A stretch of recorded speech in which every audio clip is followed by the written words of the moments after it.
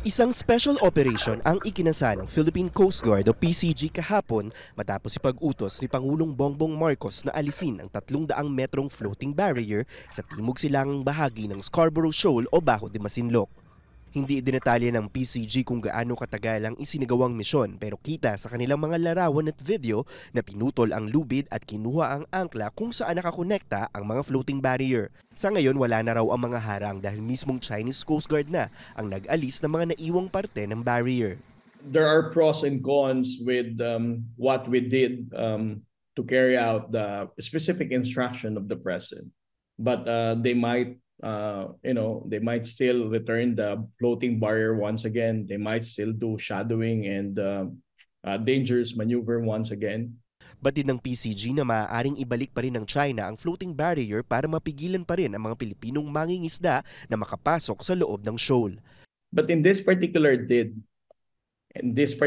instruction of the president, it just showed not just to the Filipino people but to the entire world that the Philippine government is going to affirm our sovereignty over the waters in Bajo de Masinloc. Every time that there will be a barrier that will be installed by the Chinese government, we're going to make sure that those barriers will be removed.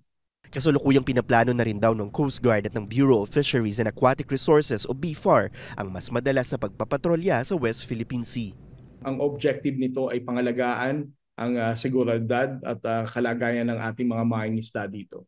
Base sa pinakahuling monitoring ng PCG, nasa 54 na Filipino fishing vessel ang nakakapangisda sa paligid ng Scarborough Shoal. 4 na Chinese Coast Guard ships naman ang namataang umaaligid dito. Even if they don't enter the lagoon, the Filipino fishing vessels can still have this kind of catch within the immediate vicinity. Umaasa naman ang mga mangingisda sa Masinloc, Zambales na hindi nagtatapos sa pag-aalis ng harang sa Scarborough Shoal ang tulong ng gobyerno. Hiling nila dumating ang araw na makapasok na sila sa lagoon na maaari nilang kanlungan pag masama ang lagay ng panahon at kung saan mas marami ang maaaring mahuling isda.